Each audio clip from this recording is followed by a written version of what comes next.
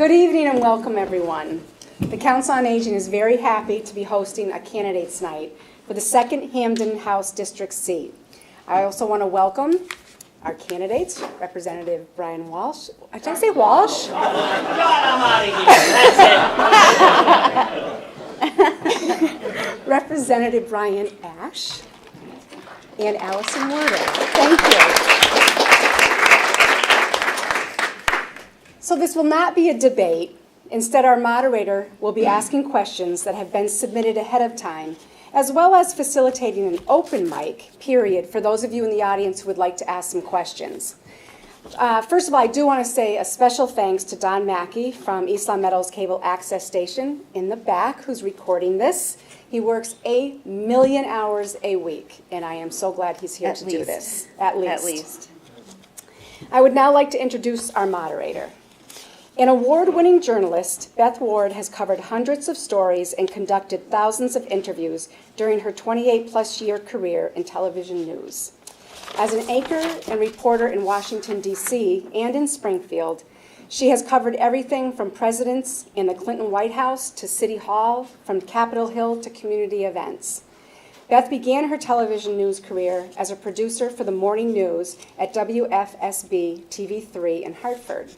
She then moved to WWLP TV 22 in Springfield, eventually becoming a full-time reporter at the NBC affiliate. After 4 years, Beth moved to Washington, D.C., where she worked as a writer, reporter, and anchor at various news outlets, including CNN, Fox News, the Fox News Network, WUSA, News Channel 8, and WJLA. During this time, along with her reporting and anchoring duties, Beth was proud to co-host a local morning television talk show showcasing positive people and stories in the Washington, D.C. area. After 6 years in the nation's capital, Beth and her family decided to return to Massachusetts. Yay! I had met Beth when she had worked for a short time. Actually, it's longer than I thought. It was about 3 or 4 years, right, with Don Mackey? Yeah. Yeah, for LCAT. And she would cover a lot of COA issues and stories. And I can remember I hadn't seen her for like maybe a year or two. And I'm at the gym on the treadmill, and I'm running and stuff, and I look up and like, Beth's on the TV. And I'm like texting her and going, Beth, you're back.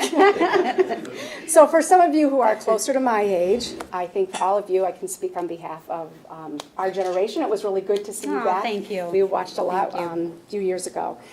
You can watch Beth on the anchor desk at Western Mass News Monday through Friday from 5 to 6:30.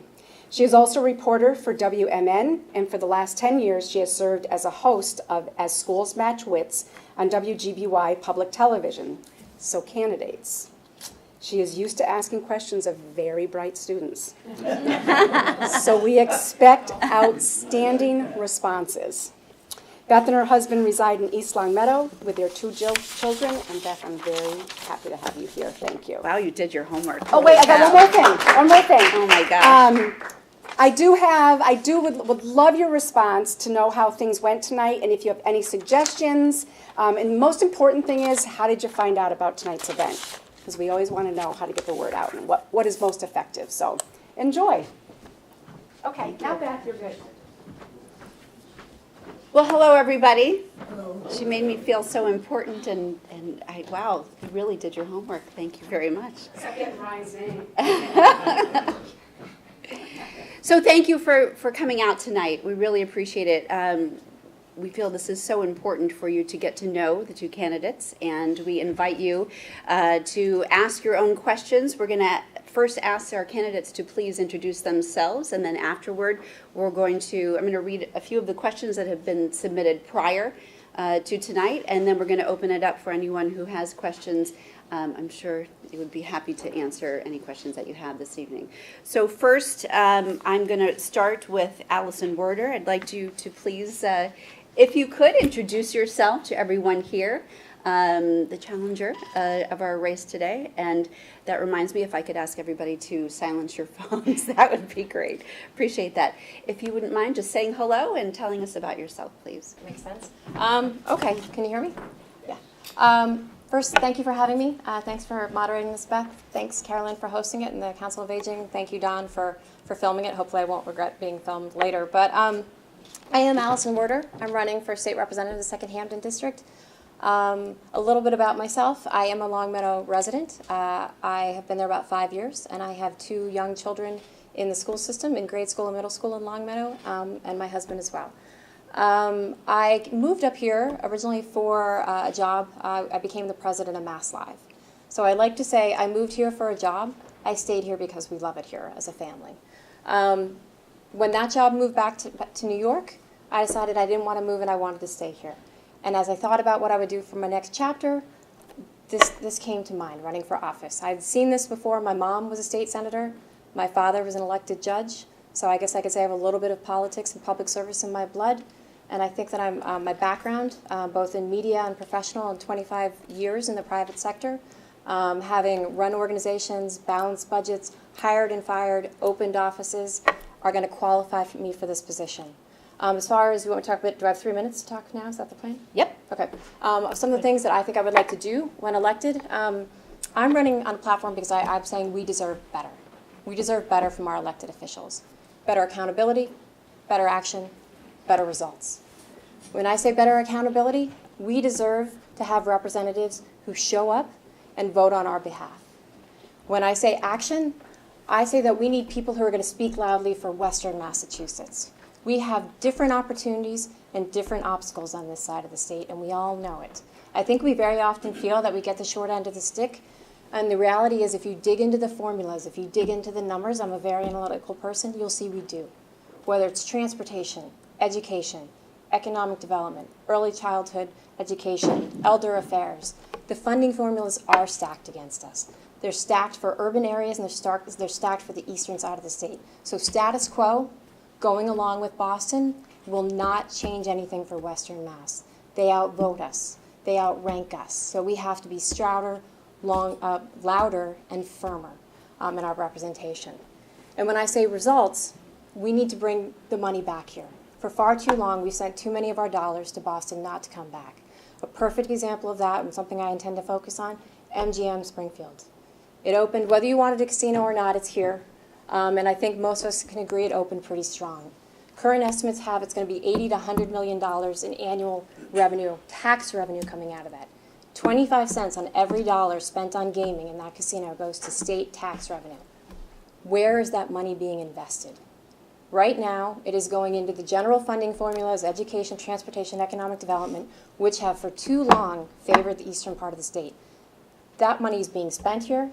It is being generated here. It should come back here. Just as the T in Boston gets a penny of every sales tax, 6 cents on the sales tax, goes directly to the Boston transit system, we should be fighting for those dollars to be designated to the region in which they were spent. So those are the things I want to focus on. I really believe firmly that I can get some things done for this region. I work very hard. I always have. I wouldn't have become the president of an organization at the age of 43 if I didn't work my way up and work hard every single day. And I promise you, once elected, I will work hard for you every day. Thanks.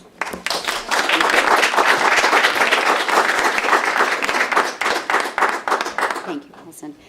Representative Brian Ash, I'd like you to also please come up and say hello. Familiar face here, but for those who don't, you could introduce yourself. Thank you very much. Good evening, everybody, and thank you for coming to the East Longmeadow Council on Aging. Even thank you, Carolyn, butchering my name, but I forgive you. I do appreciate the fact that you put this together because it is important for people to know who the competition is, what the race is all about, and what you're voting for. Thank you, Beth, for being here, for everything you've done, and for bringing integrity and honesty to this forum, because that's what we need in office as well. And I think your name, your face is recognized, and people know you for that. So I appreciate you being here. I appreciate all of you showing up tonight, because that's why we do this. The reason we have these forums or debates or anything is so the general public can have a better idea, can have an opinion about who's who, and make their decisions. And I want to thank Allison for being here as well, and I want to thank her for her platform, because it sounds exactly what I do. And I appreciate that very much. I do take action. I am visible. I am out there for you. I've lived here my entire life.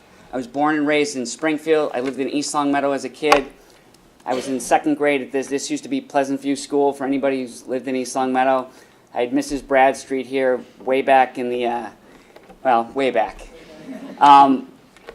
my roots are here. My family was born and bred here. Our children are in college. We have my wife Sonia is a small business owner.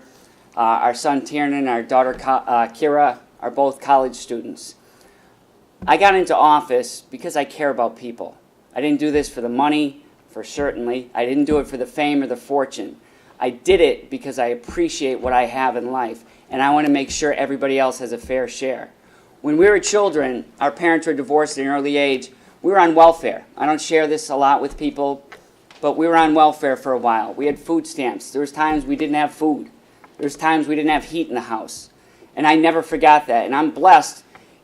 Sadly, our mother passed away when I was 11, and we moved in with my father and stepmom, and we struggled for a long time. We had 5 boys living in one bedroom. And my father was an extremely hard worker. Many of you remember my father. He just passed away, sadly, this summer, but he was a register of deeds for almost 36 years. But before he did that, my father was a bricklayer. He was a hard worker, and that's what he taught us. He taught us the value of being honest, having integrity, working, and no matter what your job was, to do it the best you can, to put your best foot forward, to be honest in everything you do. And I appreciate that. I've been blessed now. I've been married for 25 years. My wife Sonia and I live in Longmeadow. Our kids went through school there, and I am blessed, but I've never forgotten where I came from. And that's why I do what I do. When I go out there, I don't care if somebody's a millionaire or if they're homeless. I judge people based on who they are. And I want to fight for them, and that's what I've been doing for the past 10 years. As far as production, we've been extremely productive, and I'm proud of my record in the State House, extremely proud. And when Allison mentioned MGM, I'm glad she did, because part of the MGM contract was legislation that I filed to make sure that a portion of that money was used for opioid and substance abuse treatment. And thank God that money was put through and the legislation passed. So I'm grateful for that. Not only that, we've got money. We had a banner year this year for Western Mass, and things are only getting better. We talk about leadership. You need people with experience. Not just longevity, but experience. And I have the real life experience. I was a selectman for 8 years in Longmeadow. I was involved in my community before I ran for selectman's office, before I ran for the state reps race. I'm an integral part of my community, and I try to focus on every community that we represent. There's Longmeadow, East Longmeadow, Hampden, and Munson are part of the 2nd Ham District. All similar, but all very different. And unless you know these communities, unless you've grown up and you know the fabric, the intricacies of each community, how different they are, it's very difficult to do the job. Over the past 10 years being in the House, I've built relationships both in the district and at the State House. And these relationships have paid dividends for all of you. I'm proud of the work that I've done, and I'll be proud to continue if you give me the opportunity and vote for me on November 6th. Thank you very much.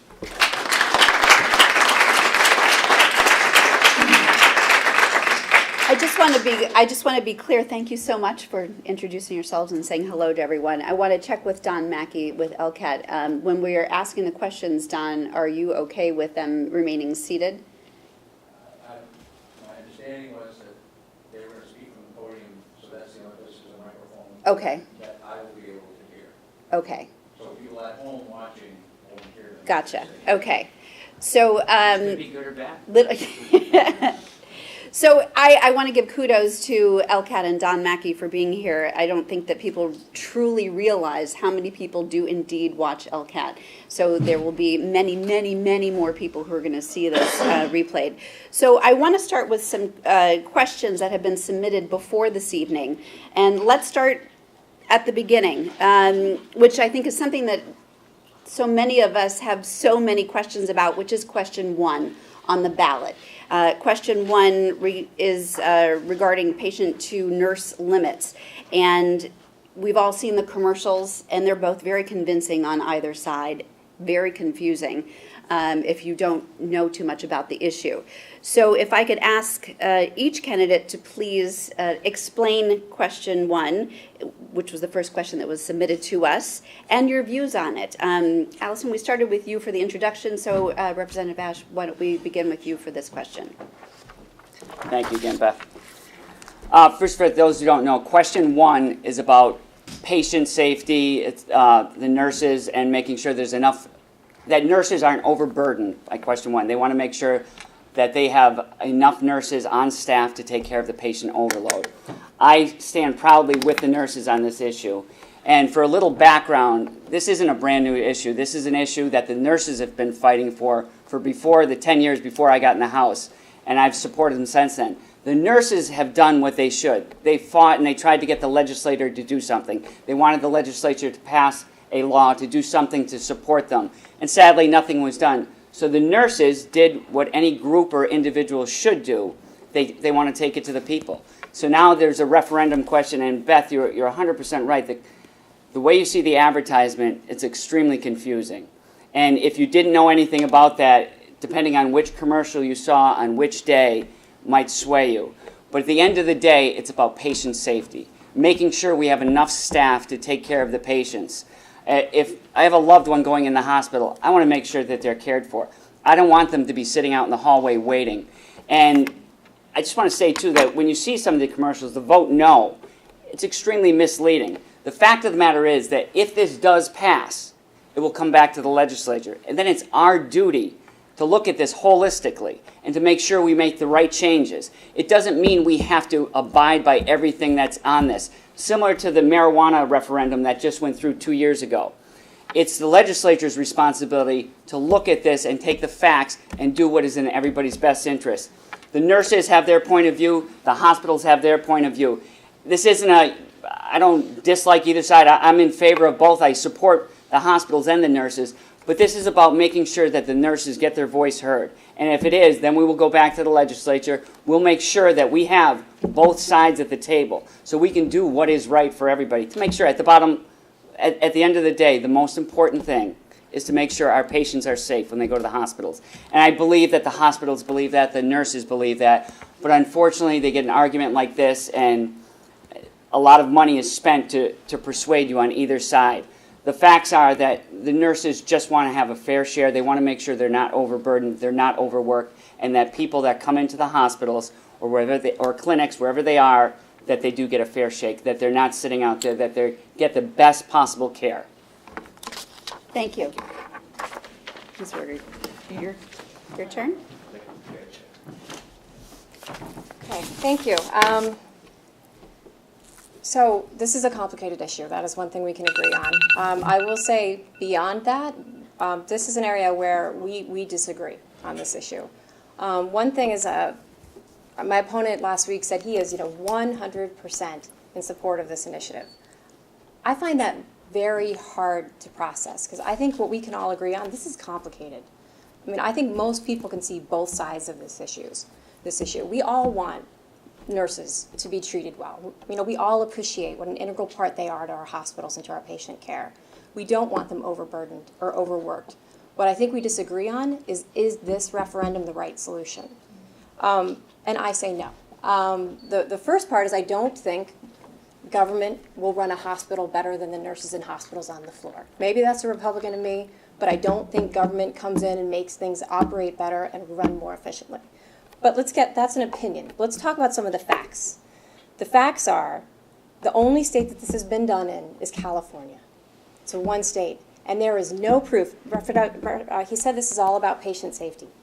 There is no proof whatsoever in California that patients are any safer as a result of nurse staffing ratios than they were before. And in fact, the independent study that just came out said Massachusetts already has higher nurse-to-patient staff ratios than California does after their referendum, after their nurse staffing. So we're already in a better position than California was post-nurse staffing ratios. So there's no proof that California has worked any better. Secondly, in an independent study that came out last week from, again, the Health Policy Commission, they predicted that this will cost $900 million in the first year. We are trying to get our health care costs in line. We already know Mass Health is eating up nearly 45% of our state's budget. We want to throw another $900 million on top of that already expensive proposition. We should be finding ways to make it more efficient, more cost effective, not throwing another $900 million into the expense. And then the third point, which I would say is probably the most significant for the people in this room, is that study also said the hospitals that will be most affected should this referendum pass are the community hospitals, the rural hospitals, which are our community hospitals, the hospitals that serve a higher proportion of Medicare and Medicaid patients. Boston will be fine. The teaching hospitals in Boston, they can recruit nurses easier. We will not be able to find the 500 nurses that this will require on the western part of the state. It will disproportionately hurt the hospitals who can least afford to do it, and it will also trickle down. They also said it will trickle down to other services, behavioral health, senior services, addiction counseling, at a time where we know we need more resources against those vital support systems in our society. This will take resources away. And lastly, and I don't think this is a small issue either, Bay State Hospital. I met with them last week. They told me, and they're one of the voices, there are many, that they will cut jobs as a result of this. In this district, we have more Bay State employees than anywhere else in the state right now. 937 people work for Bay State in this district that we represent. I cannot support a referendum that is not proven to actually move the needle for patient care and know that people will lose their jobs in my district. So I am a no vote on this, and I think we should all think very hard. We all want nurses to be better treated. There are other ways to do it. I do think it needs to be discussed. I think we need to create a better pipeline of nurses, better team, better funding, better education programs. I don't think this referendum is the answer. Thank you. I apologize about that. We weren't going to do clocks this evening, but I was trying to make it fair and equitable, so I silenced that, just trying to move things along so we can make sure we get to everybody's questions. So I'm going to jump around a little bit to our next question. So bear with me. There's a big drum roll up to what is going to be, hopefully, some good answers here. So, no, well, this one was very well thought out. So at the end of June, revenues were up 17% for the year over 2017. Ms. Werder had said, we don't have a revenue problem, we have a spending problem. The governor listed 45 line item vetoes totaling $48 million that were ultimately overridden by the legislature and restored to the budget. Bear with me, I'm almost done with the drum roll. There were also instances where those reductions were offset by new or increased spending for line items the governor felt were important to put in the budget. As a campaign event, a constituent asked a simple question, where is the money going? I think a lot of people want to know that. All right, here comes the questions. Please identify 2 specific things, line items you would like to see added to next year's budget, and 2 things you would like to remove or reduce spending for in next year's budget, why the change would have, in your view, a favorable impact in the state as a whole, Western Mass, and the Hampden District. I know that's very... Repeat the question? Yes. That is a big drum roll. But I think we get the general consensus of what this person is trying to get at. Where is the money going? What would you like to see reduced? And what would you like to see changed for next year? So I believe, Allison, if you want to start this one off for us, that would be great. So lucky draw there. Okay, so yeah, I mean, I like that I was quoted there. I do say that often. When our state pulls in $1.1 billion in incremental tax revenue year over year. No, $2.2 billion in incremental tax revenue year over year, and a $1.1 billion surplus in tax revenue. And remind you, a surplus in tax revenue doesn't mean they were more fiscally prudent. It means they took more of our money from us than what was expected. So this was overtaxation. This wasn't, well-run government. So when we're running, $2 billion ahead of last year and $1 billion ahead of where they thought we would be, and yet we are looking for more ways to tax our citizens, there's a problem. We don't need more taxes. We need better use of the revenue we're bringing in. And when you ask where the money's going, the biggest right now, and it seems like the elephant that no one wants to talk about, the biggest problem right now is mass health.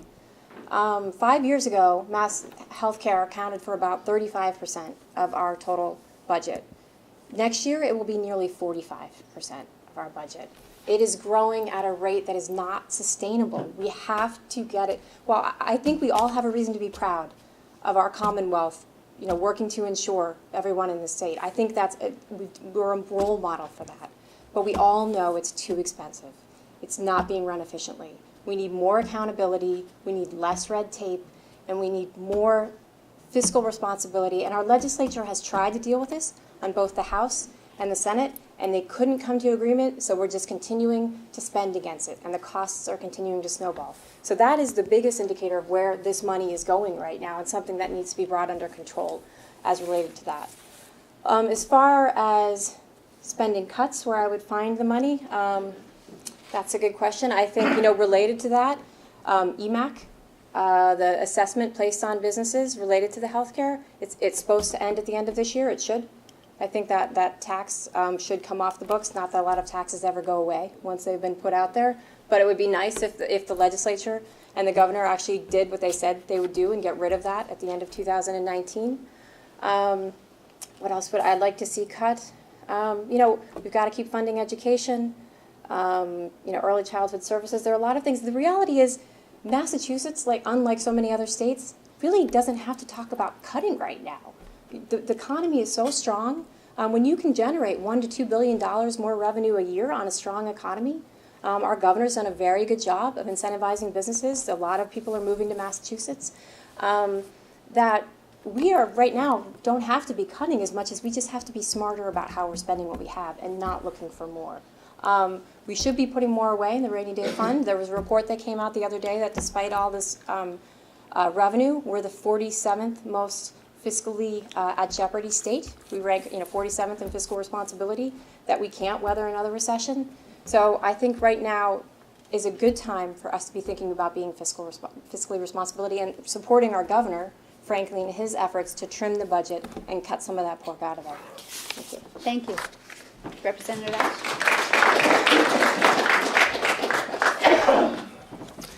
Thank you for that long, convoluted question. I agree with Allison on a couple areas. Our state is doing remarkably well. Our finances are fantastic. In the 10 years that I've been in office, our economy has kept moving forward. We are ahead of the game. We are ahead of most of the country. When I took office, we were just coming out of the recession. And our state, the Commonwealth of Massachusetts, moved so much quickly. I lost my words there. Water. Yes, thank you. We moved in such a better fashion than the rest of the country, and it's really based upon what we've done in the legislation. It's about the reforms that we've passed over the years. We've done a great job making sure that we were ahead of the curve. And when you talk about health care, our health care is second to none. When they were doing health care in the United States, when President Obama was looking at that, where did they look? They looked right here in Massachusetts because we had the ideal plan. And I know health care is something that exhausts most of our economy. It takes the money out of our budget. It takes the money out of our local budgets. I know when I was a select board member, that was one of the biggest financial burdens on a town was our health care financing, our health care costs. People need health care. We've tried to reform it. We've still got work to do there. What I'd like to see is more money going forward towards our Chapter 90. Chapter 90 is the money we use for our roads and our sidewalks. Currently, East Long Meadow got $580,000 this year. Did remarkably. We've gotten better and better, but we're still behind the eight ball. Just driving around Western Mass, anybody who knows the area, you drive over the South End Bridge, you go downtown on Columbus Avenue, you drive any of the roads around here, you see the potholes. And yes, we're making a lot of improvements. You see work being done all the time. But we are so far behind that we do need extra money put into that. We need the governor to step forward and make sure that his commitment is to the Commonwealth, and his commitment's out here in Western Mass. Eastern Mass, anybody who travels the Massachusetts Turnpike on a regular basis sees the amount of construction going on in Boston on a daily basis. There's a new business going up every day, and that's fantastic, because that's good for our economy out here as well. But we need those funds out here. We need the governor to step up and bring more funds out here. We need our roadways to be better. We need to make sure our bridges are safe. We need to make sure the sidewalks are safe when our children are going to school in the morning, that they don't have to worry that there's a big hole in the sidewalk or they're not going to be able to walk down there without something happening. That's a commitment we have to work together on. I am proud that we have worked well with the governor over his past term. And he has worked well with the State House, with the House of Representatives as well as the Senate. But we've got to do a better job. We also need to work on the foundation budget. Our children need more money for our schools. We've got to work hard to make sure that Massachusetts stays #1. We have a great educational system here, phenomenal. but we have to make sure that our kids are prepared properly. We've got MCAS over the years, and I know that sadly that hasn't worked the way we'd like it to. The standardized test didn't do what we needed it to do. We have to make sure that our kids are taught properly so they're prepared for the future. So they don't just have a test that they get. We want to make sure we put the proper funds forward so when they get out of school, they know they can have a career. They can have a career path that they choose. So these are the things I think we need to focus more of our money on. And of course, one of the number one things that sadly we've been facing over the past 5 to 10 years is the opioid crisis.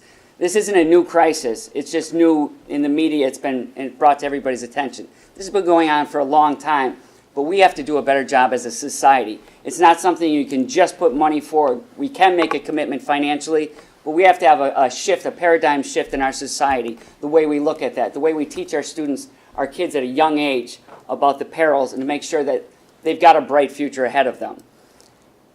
Did I hit everything on the question? I think you did. All right, thank you. I'm going to ask you to stay right No, there, I'll though, stay right because here. as I'm trying to switch and... Let's move on to our next question. This one is a quick one as far as my portion that I'm going to be reading that was submitted. What do you see as the biggest challenges facing older adults in the Commonwealth? How would you approach helping to address those challenges? So, Representative Ash, I'm going to begin with you this time. That's a great question. This is a good, bad thing. It's great that today our seniors are living a lot longer. Our seniors are living longer, healthier lives.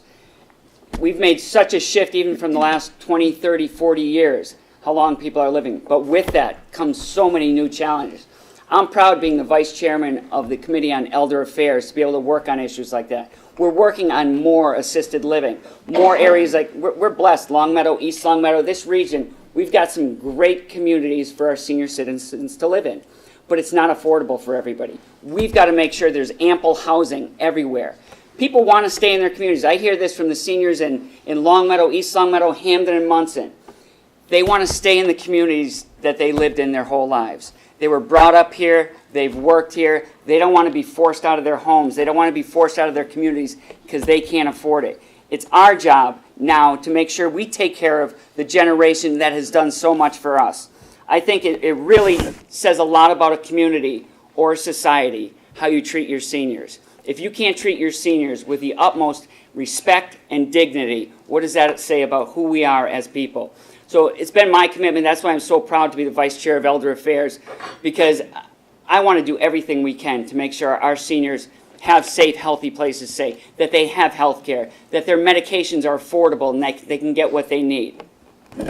Thank you. Thank you very much.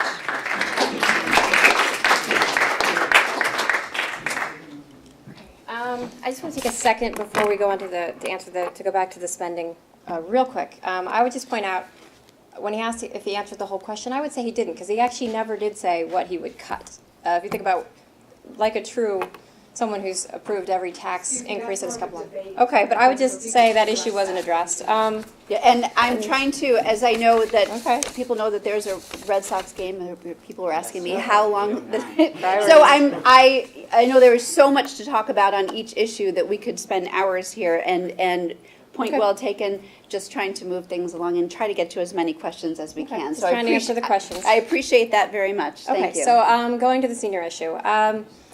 I will say that I agree with my opponent here that obviously the way you treat your seniors is very important, and we have an aging population. We've seen whether any of our towns, all of our 4 towns in this district, have an aging population. And it is important to both treat the health care and living situations of our seniors. What I didn't hear were specific solutions around that. Some of the things we need, I do think we need more housing. We need more affordable housing. I've talked to a lot of seniors who say, they're building new developments, but they're $500,000. First, the affordable ones have waiting lists. The ones that are being built are like $500,000, $600,000, $700,000. What we need are affordable housing options within our communities that we don't have really availability right now. So in East Longmeadow in particular, we have some developable land. I know there's some housing projects that are being looked at. I don't want to say projects, developments that are being looked at. Same thing in Munson Hampden. It's harder in Longmeadow because there's not a lot of available land to build upon. But we do need to look for solutions for affordable housing for our seniors that don't want to just leave a home that was expensive to a smaller, unit that is also just as expensive. I think there are also things we can do. I was reading about an interesting program about, one of the questions was how tax burdens, for seniors, and as the taxes go up, how can we alleviate that for them? And I think it's there's a proposal, I know a lot of the towns, and it's a state regulation where you can get deferments, and you can get rebates on your taxes once you reach 65 or 70, depending on the community you're in. And a lot of that right now is being done by community by community.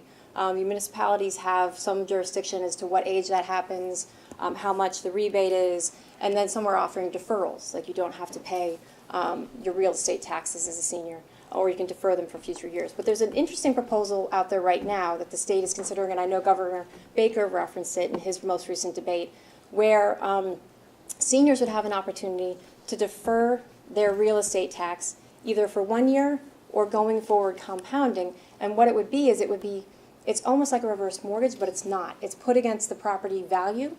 And what happens is the state basically makes the municipality whole. So if you had a $5,000 tax bill and a senior said, you know what, I'd rather have that money to put towards health care, to put towards the quality of life, that they can have that option for just a year or they can have it indefinitely. And what happens is that brings down the equity in their home, but the state takes on that debt and pays the municipality. So the municipality is made whole. You still have the same amount of money going into the community, but when that house is eventually sold or passed on, then it is made whole from the proceeds of the sales. So this is I think it's a really interesting proposal. The state is going to look at it in the next year, and I think that's a very tangible way to help seniors stay in their home and also potentially give them more money in their pocket to do the things that they need to do on a daily basis. Thank you. Thank you. I would like to, at this time, take the opportunity for anyone that has a question, if you could at first raise your hand and be identified. And just for the purposes of LCAT, I will then repeat your question so we can get it into the microphone here. Do we have any questions from the floor? Yes, sir. We obviously have Governor Baker, who is running again for office. What is one thing you agree with him on, and one thing that you disagree with him on in the past or present? Let me repeat that just so everyone is clear. So the question is, with respect to Governor Baker, what is one thing that you agree with the governor on? What is one thing you do not agree with the governor on? And I believe Representative Ash, you went first last time, so I was wondering if you would like to tackle that one first. See, easy to find things that, yes, Oh, comfortable, getting comfortable. Sorry, I get to sit. Let's see. What I agree on. I agree on a lot. I was recently announced that I do have the governor's endorsement for this position, which I'm very proud of. I've worked with the governor both in my previous role at Mass Live as the president, and then I've sat with him during this race and talked to him, and we are aligned on many things. And particularly what I agree with the governor on is working bipartisan to get things done.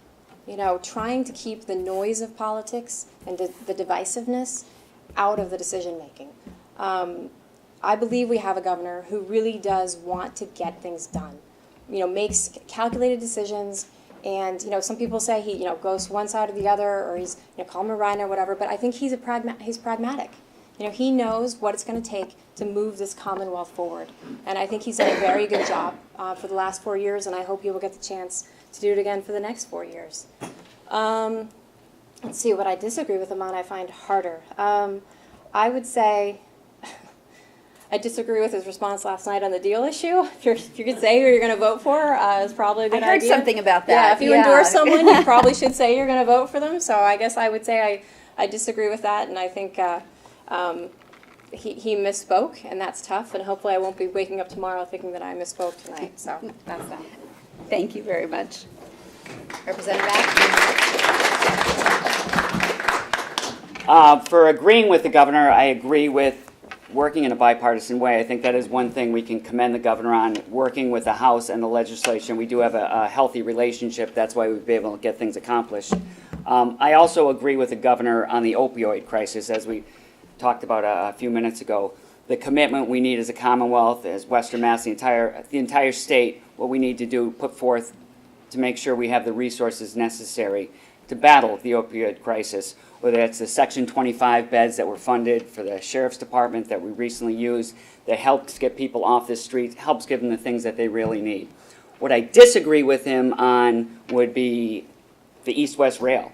I think the East-West Rail is imperative, is something that we need out here 20 years ago, 30 years ago, 40 years ago. But it's something, if we're going to compete, if we're going to be the crucial part of Western Mass, if we're going to compete with Eastern Mass, we need this. We are in the perfect spot. We are the hub of New England. Everybody knows that. I'm not telling you anything you don't know. But to keep that commitment going, to make sure that we've got transportation so people can live out here and still make a better living if they want to work in Boston, if they want to go to see a Red Sox game in Boston. They don't have to worry about a 9-hour drive because of the traffic. They can take the train in. So that is something we disagree. And one other thing I would have to disagree with is his endorsement of my opponent. Thank you. If I may, just for one moment, because I did receive several questions about the East-West Rail issue, if it is agreeable to you, Representative Bash, is to give your opponent the opportunity to give her views on East-West Rail. Sure. I applaud the announcement that the study is moving forward. I know it just came out yesterday that the study has been approved. They're putting out to bid. I applaud the efforts of Senator Lesser, of my opponent here, on getting an issue, getting it the attention it needed when the eastern part of the state did not want to move that forward. It was very clear that they aren't behind this initiative. This is a Western Mass need. It's going to take Western Mass push to get it done. So I think I applaud the study. I was especially pleased to hear that they're going to look at a 90-minute option. I think there was some question of how fast it could be.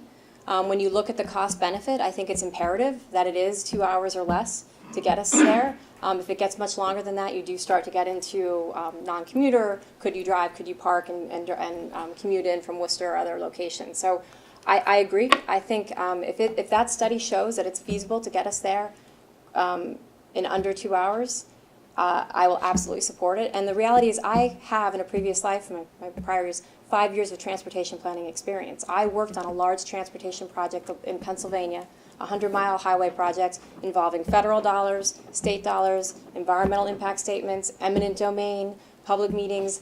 I know how complicated those projects are. I've read those studies. I've helped produce those transportation studies and engineering studies. I didn't think I would have to be using that part of my brain again at this point in my life, but I look forward to bringing up those skills, bringing up that experience, and should the study say it's feasible, supporting it wholeheartedly.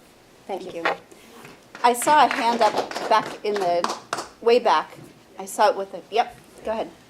You talked about elder issues earlier, and I'd like to know what you are doing, and if you're going to put some more restrictions on assisted living and make sure that they're governed a little more by the state and that they have more reviews in the state.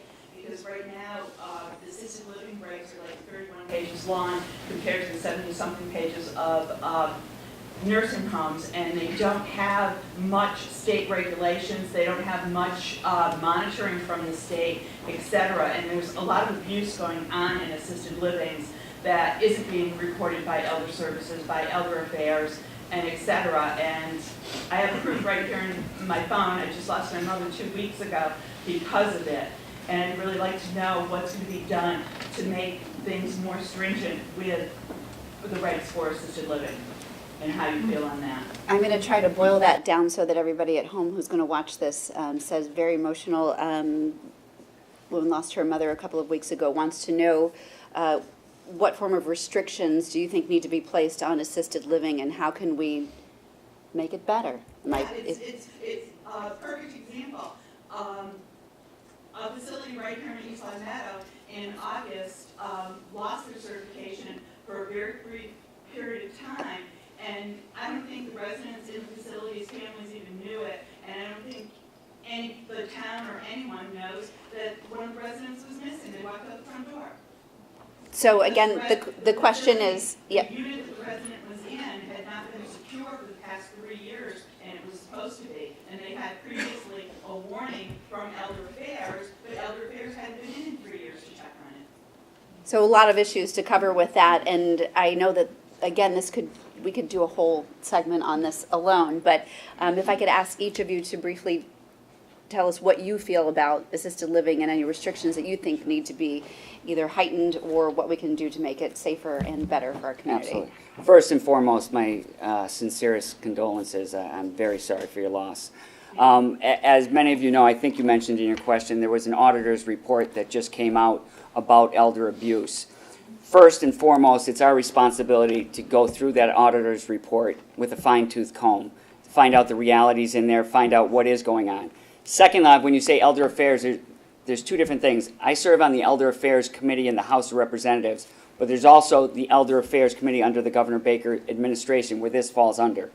It is our job now to take that and bring it back to the governor if there are, and I know there are some instances where they're failing, where they need to do a better job, where they need to make sure that, well, first of all, that people are properly trained going in there, that we have the right people doing the job, to make sure that people are checking up, to make sure that these facilities are safe, and that if our senior, if our mother, father, brother, sister, grandparents are going into these facilities, we want to feel comfortable that they're safe. You don't have, it's worrisome enough that you have to put your loved one, or you have to bring him somewhere.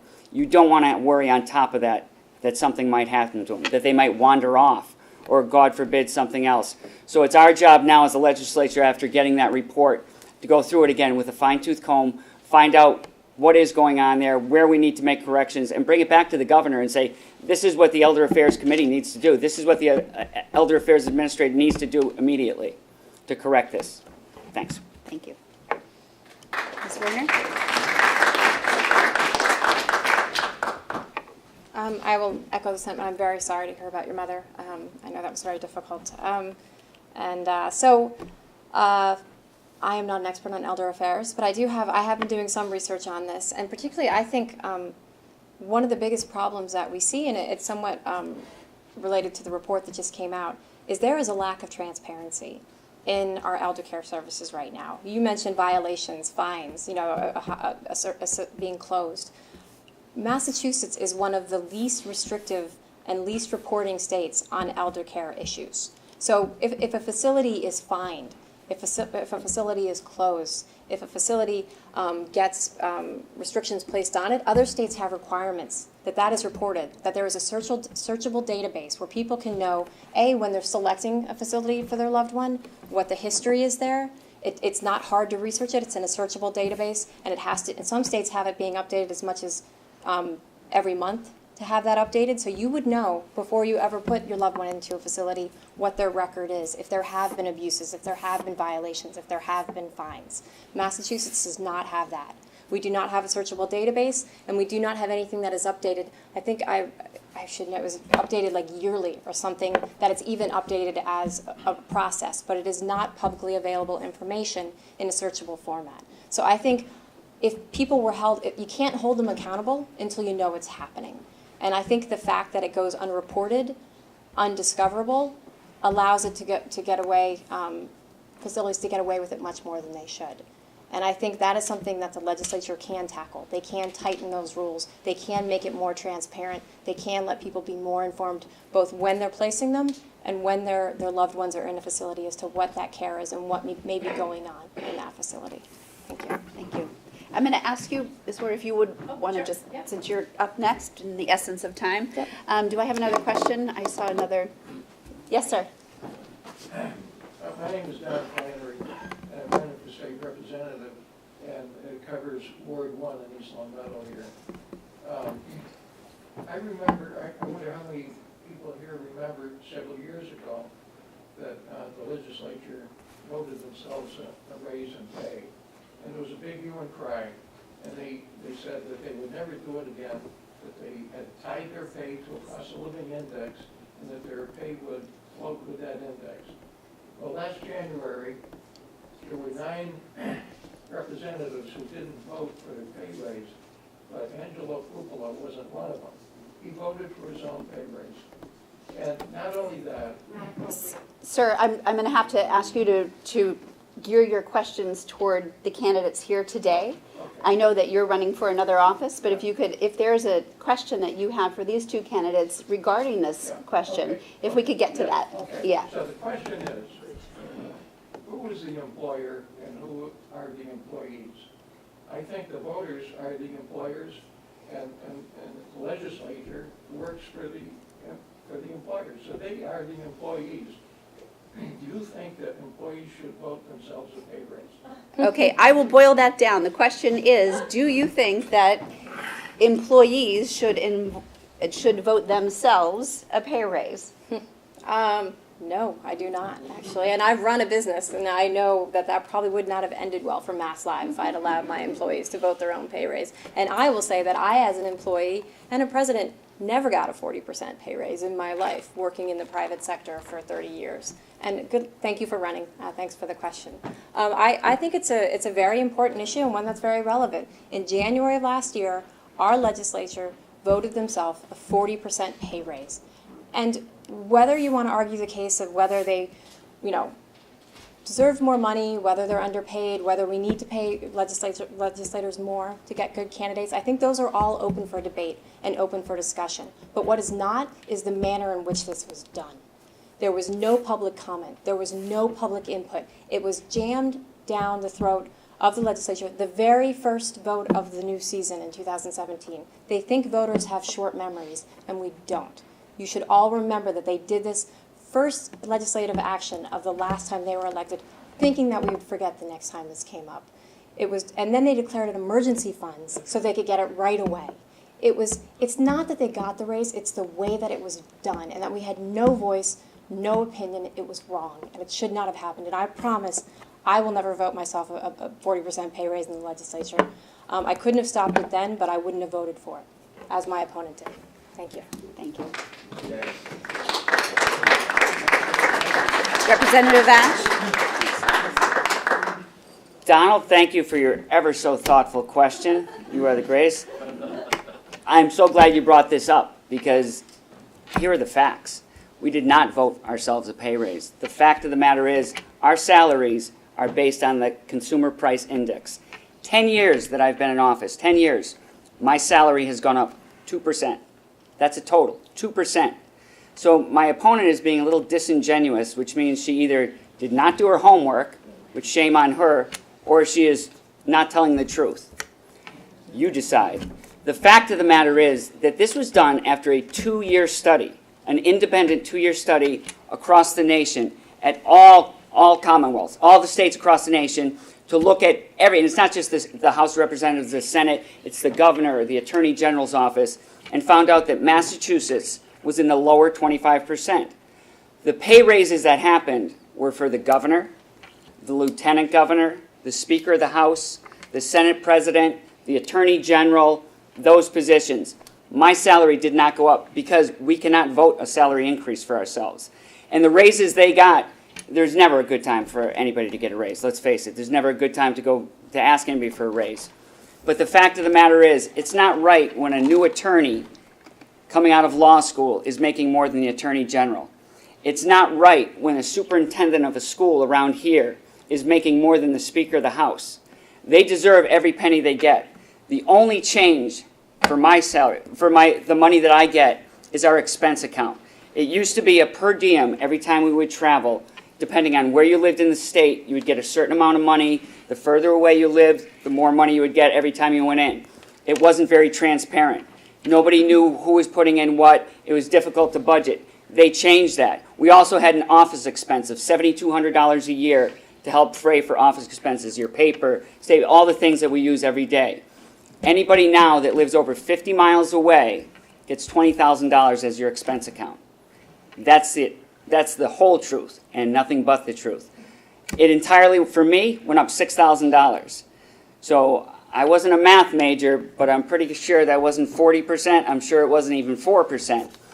The salary, 2% over 10 years. We don't vote for that. We can't vote for that. We wouldn't vote for that. So if we're going to be genuine and we're going to tell the truth, we should tell the truth. There is no 40%.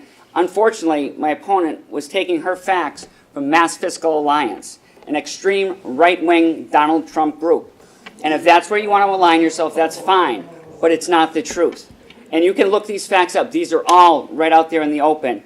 All of stuff posted. You can see it. You can look it up. You don't have to take my word for it. But we would never vote for a pay raise like that. And the people that did get it, yes, they did deserve it. Thank you.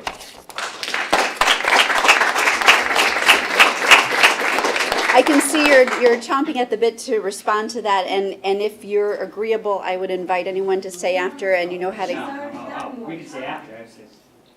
I'm sorry? She's already gotten more time to speak on another. I wasn't going to give her an opportunity to respond. I was just stating that this is not a debate. It's we're having a conversation, we're having a forum. So I was just inviting anyone who has any questions regarding this particular issue to stick around, and I'm sure that they would be happy to answer any questions. Get it. I totally get it. No problem. Do I have anybody else that has a question? Yes, sir. Yeah. I have a question regarding this deferred real estate tax idea. Subjugate this to supplement elders' income. Wouldn't that also reduce the value of the family estate, and the largest part of which is the family home for a working class family? And would that jeopardize passing that home on to the children? The question is regarding what was stated earlier about the deferred real estate tax income, and would that reduce the value of the overall estate and what you're leaving to your family, jeopardize what you're The house to being the estate for your family.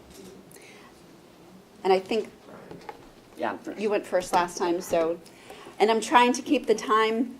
I know the equal, Red Sox are starting in about 8 No, minutes. well, so- I'm trying to make sure you each have about the same opportunity. I think it's all coming out in the wash, but I'm doing my best. So I'll be short on my response Yeah. to you. That's an absolute possibility, and that's one of the reasons we have to be careful about just throwing something out there that may not necessarily, it might sound good on surface level, but as you just mentioned in your question, you can't just throw something out there just because it sounds good. You have to do the research and make sure that if you are doing this and you want to turn it over to your children later on, that it does have the same value. You don't want to turn something over where they're losing money. That's a great question. I appreciate it. Thanks. thank you. That is a good question. It is going to be studied more, but maybe I didn't explain it completely. This is optional. Like, no one would have to do this, and it's also capped at 60%. So you could never defer more in value than 60% of your home value. Yes, you are potentially taking away some of the equity to pass on to the next generation. That's definitely part of it. But the reality is that is a choice they're making at that time. Would they prefer to have the funds up front to support them? People are living longer. You know, there are a lot of studies that say people haven't saved enough for the longevity of their life. So it is not imposed upon anyone. If you think you would prefer to keep the value in what you pass on to your kids, this might not be the option for you. But if you're really looking for ways to have more money in your pocket, staying in your home, and not have to be financially stressed, it's a very interesting option that does need more study, but it is capped, so it would not be that you would be losing your home over this. It would never go to that extent. But you would potentially be taking down the value of the home as it's passed on. Thank you. Thank you for clarifying. I think we have time, Carolyn, for maybe one or two. Yes, sir. Question for Brian and a question for Allison. Brian, in the number of years you've served on Beacon Hill, approximately how many committees, subcommittees have you served on? How many agencies have you advised? And in that period of time, how much public corruption have you come across? How many audits have you called for? And how much money do you believe has been saved by the state of Massachusetts? Allison, a question for you. Do you or do you not believe in term limits? Okay, I think I have that. I think we're starting with Ms. Werder this time. Yes. So the question would be on term limits. Yes or no is your question. Do you believe? Yes. Oh, I'm sorry. It's so comfortable. That is a great question, and I'm happy to answer that. Yes, I do support term limits. I have actually signed a pledge, and it was a congressional pledge saying that I support terms in the Congress, but I support term limits in our legislature as well. I truly believe that real-world experience makes people better legislators. And I believe that too much time in office leads to 3 C's: complacency, cronyism, and potentially corruption.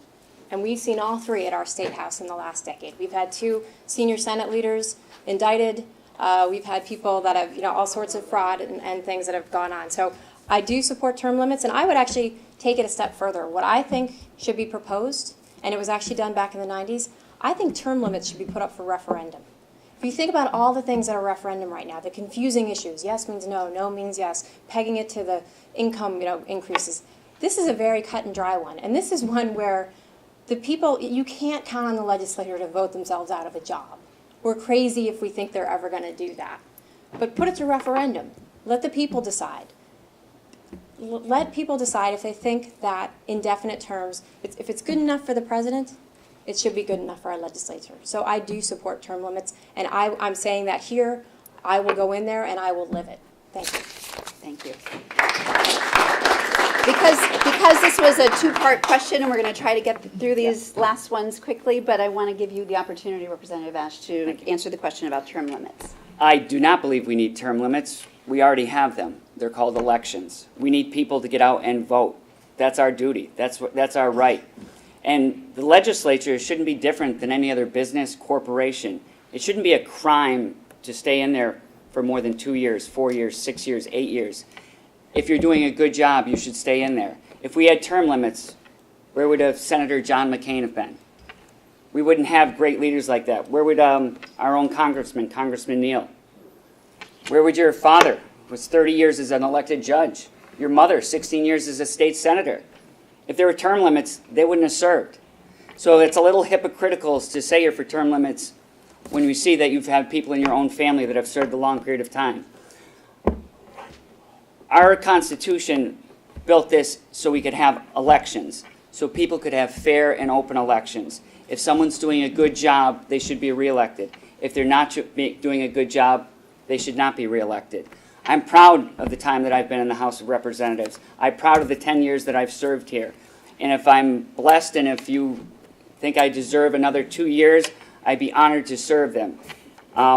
So again, I don't think we need term limits. I don't think it's anything that would necessarily help us. We need people to get more active. We need people to get out there and vote and to exercise their right to vote. Thank you. I'm going to ask you to stay right there. The other. If we could address the other one, and then I'll give you the opportunity to respond as well. The question was, how many committees have you served on, if the gentleman is still here? He's out? No, he's there. There we are. Oh, sorry, approximately. And the aspect about public corruption. Yeah, I'll try to. Okay, let's. How many committees? I don't have an exact number. Currently, I serve on 4 committees. As I mentioned earlier, I'm the vice chair of Elder Affairs. I serve on Ways and Means. I've served on Revenue. I've served on municipalities and regional government. Served on public safety, policy and administration, and a couple other committees. As far as corruption, actually, I'm proud of some of the work we've done over the 10 years. We've done more reform in the last 10 years than had been done in the last 80 years in the House of Representatives. We've taken on welfare reform, pension reform. We've really cleaned up. As far as corruption,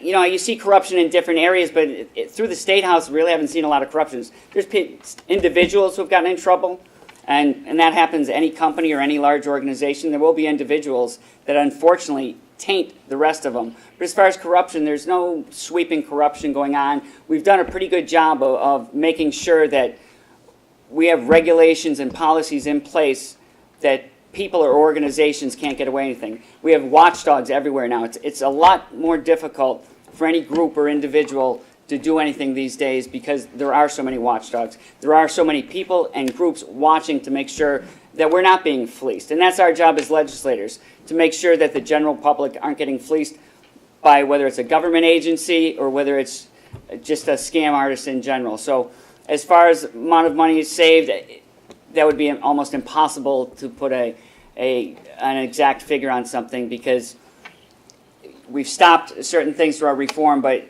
to know how much money it's saved, I really couldn't give you a real answer on that. Thank you. Thanks.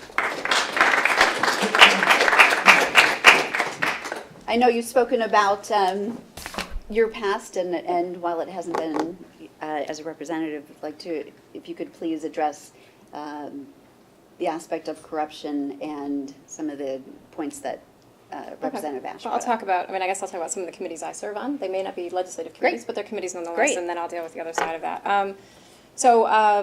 As you know, I was the president of Mass Live. That's a pretty full-time job, but in addition to that, I'm also on the board of Western New England University. I have been a board of trustee there. I'm not even an alumni, but I feel so strongly about that institution that I'm proud to be affiliated with it. I have been on the board of trustees for years. I'm on the board, I was on the founding board of Valley Venture Mentors, which is the largest organization for startups and accelerators in this region, trying to feed the entrepreneurial economy of Western Mass. So I'm on the founding board of that. I'm on the board of Center for Human Development, which is the largest behavioral and social services organization in Western Mass, and have been on that for years. I was the chair of the Home Field Advantage Committee for Economic Development of Western Massachusetts.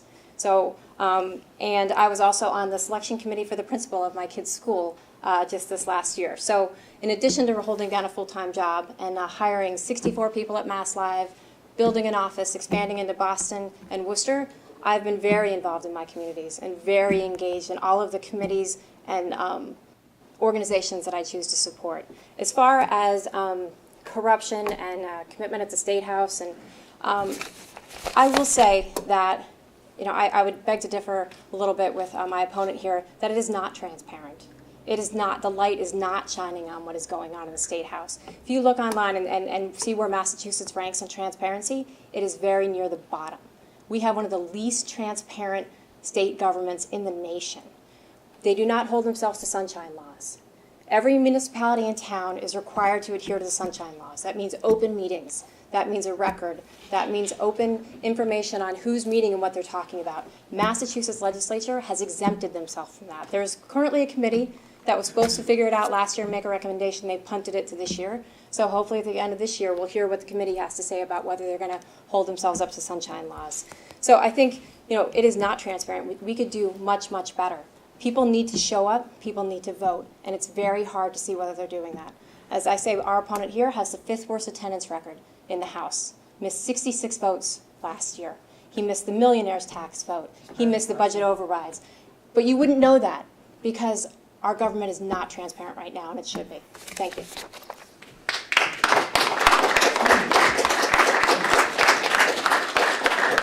Representative Ash was asking me if that was part of the question, but I think everyone, I hope, will agree that in this forum, we're having a conversation, and each candidate is given, hopefully, I believe, approximately the same amount of time of which you can I'd like do to it. get a chance to address that.